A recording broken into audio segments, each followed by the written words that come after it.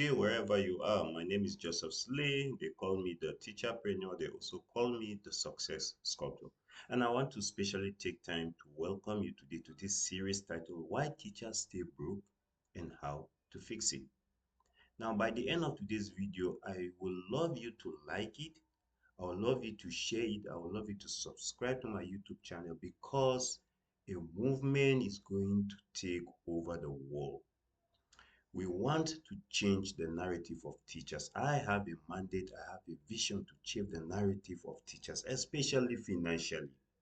And this movement is going to go global, but it has to start here in Nigeria. I am based here in Nigeria, and I cannot make this movement global if I don't start it from my base. We want to change the narrative of teachers, especially financially.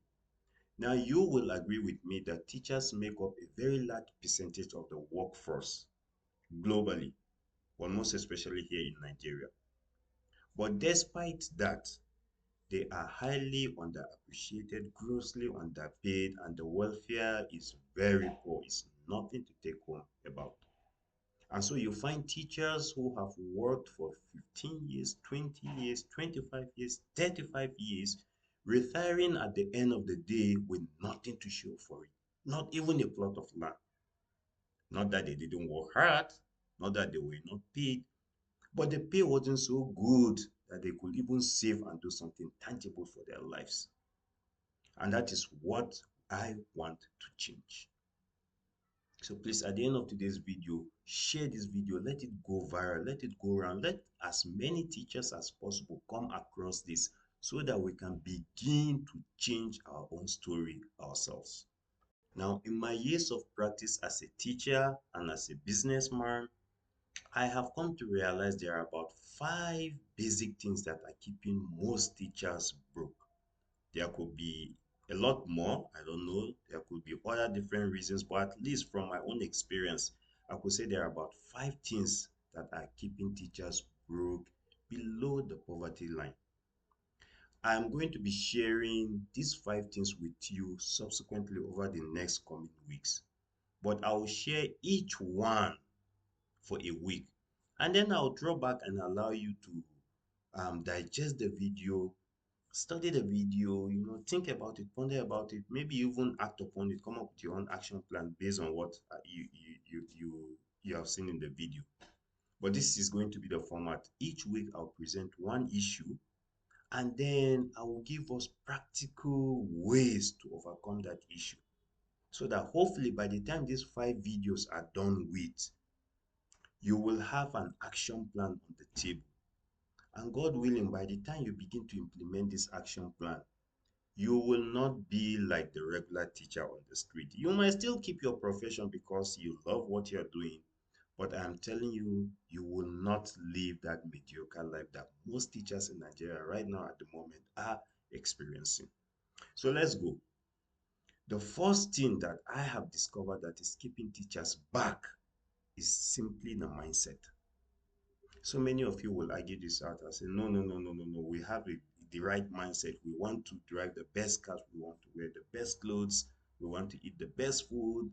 The problem is that we are not being paid well. Well, that might be true. The salary might be grossly inadequate. But trust me, I have seen teachers who take home, well, a fairly good package, but they are still broke.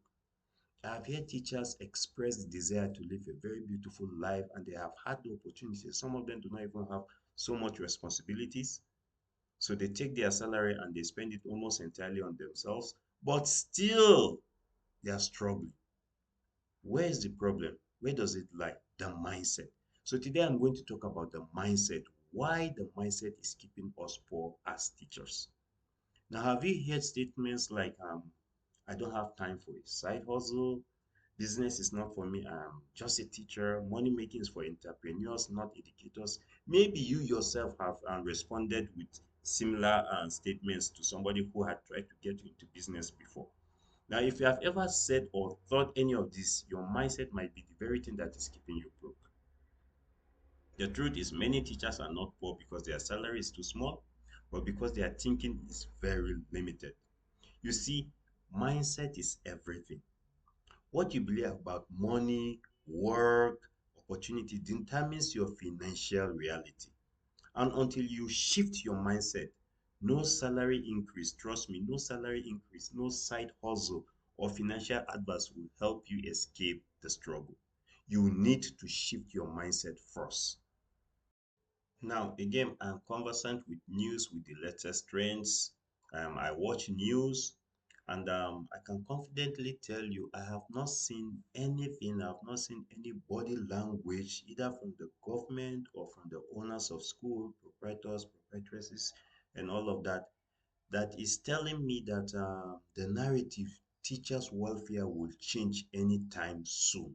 Now, like I said earlier on, I have not seen anything to tell me that the welfare of teachers is going to change anytime soon, especially here in Nigeria. So this is my solution. If nobody is going to help us change our story, why don't we change it ourselves? And one thing that I have applied for myself in my life and it has worked for me is having a side hustle. So if your salary is not going to be improved upon anytime soon, why don't you have a side hustle to augment your present income? Now, this is where this series is coming in. Everything I do is based on experience, okay? A little bit of research, but majorly on my experience. And in the course of interacting with other colleagues and teachers in the same industry, I have come to discover that our major problem as teachers is the mindset. Teachers are often conditioned to believe that the society has put this in our subconscious without us even knowing it sometimes, to believe that one, teaching should be a sacrificial profession. Money shouldn't matter. So no matter how many degrees you acquire in education, no matter how many academic papers you have written in education, no matter how many seminars, workshops you have attended, no matter your experiences, no matter how many awards you have been given as the best teacher, the most promising teacher, the most versatile teacher, and all of that, your work should be sacrificial. Money shouldn't matter. And you have family to take care of, people. Now, even the person who is telling you your work should be sacrificial is not being sacrificial in his or her own work. Why must it apply to teachers only? Again, we have been told that trying to earn extra means you are not passionate about education. By the time they hear that, oh, she placed here over the weekend, oh, he has a barbing salon. After school, he goes and he attends to his barbing salon. They begin to say you are not passionate about the job. Why are you running a side business? Likewise, teachers have been made to believe that running a business alongside teaching is impossible. Who said that? You can be a teacher and you can be a Bolt driver. I have seen it before. I have seen it before. I know of a teacher who owns a keke and he does his keke thing after school. In fact, he drives the keke to school. On his way to school, he picks up passengers. He drops them along the way and then he goes to school and then he teaches. When he is done on his way back home, he picks up passengers and he drops them before he gets home. He makes his money. He gets home, he rests a little bit, and then he comes out and he continues his business. In fact, some of his passengers are even teachers that work with him in the same school. So who says running a business alongside teaching is impossible? It is not true. We have also been made to believe that making too much money is greedy or unethical. Come on, people. As long as your business is legit, there is nothing unethical or greedy about it. Money, the more successful you are, the more opportunities to help people open up to you.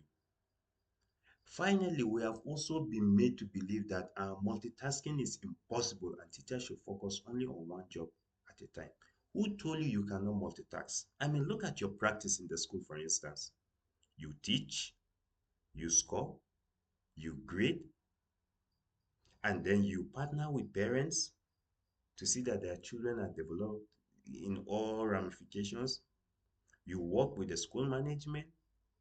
Sometimes, apart from your teaching, you are called into committees, graduation committee, Christmas party committee, cultural day committee. You are multitasking already. And then as soon as you leave school, on your way home, some of you have I mean, you are involved in the church or in the mosque, you drop by, maybe you sing in the church band or in the choir. Perhaps you are even the choir master there or the church band leader, or you have one other responsibility there. You go there, you take care of that responsibility. And then from there, you go home. As soon as you step into the home, you have to start thinking of what to cook, how to set the house in order. All of this within a day. You are multitasking. So who says teachers cannot multitask? In fact, teachers are some of the people who have the most multitasking jobs I know. So yes, you can multitask. You can combine your teaching profession with a side hustle. It is very possible. I have done it before. I've succeeded in it, and I can tell you it works. You are only multitasking, but you are only doing it for free. And this is where we are going to change the game. Rather than multitask for free, we are going to multitask for income now. Okay, so this is how we are changing the game. So this mindset has been keeping a lot of teachers below the poverty line, and we need to change this mindset. And how do we develop a teacher's mindset that will help us combine our teaching profession, our practice in the classroom, with side hustles? First, you need to believe that you deserve more. You are not being greedy by wanting financial stability. It's not true. You can be passionate about teaching and make money. The two can coexist. Two, you need to realize that you are already multitasking. So that skill, you already have it. You just need to take it to the next level. You are already doing multiple things for free. You are grading, you are lesson planning, you are supervising, you are counseling. It is time to start multitasking for your own financial benefit. Do you know there are counselors who counsel for money? That is their business. They go, they provide counseling services, and they get paid for it. So who says you can do that? The third thing, you need to surround yourself with good-oriented thinkers. If you only listen to teachers who complain about money all the time and do nothing, absolutely nothing about you, you will stay broke like them. You stay broke like them. You remain broke like them. Instead, follow and learn from teachers who are building wealth. There are countless teachers who have been able to successfully combine their teaching practice and side hustles, and they are living large. I know one here in Jos. He's an MC, and he works in the office where I work. And time to time, we invite this man to come and MC some of our workshops. When we have workshops for teachers, seminars for teachers, trainings, we usually invite him to MC. And this man, in fact, the last program we had, somebody walked up to him and said that was a very good MCing job. And he's making money every Christmas. He has this his children things that he does with the children, and he's making money. So who says you can do that? You need to also invest in financial and business knowledge. Okay, making money is a skill. Learn how to budget, invest, and start a side hustle. These are things that will change your financial future.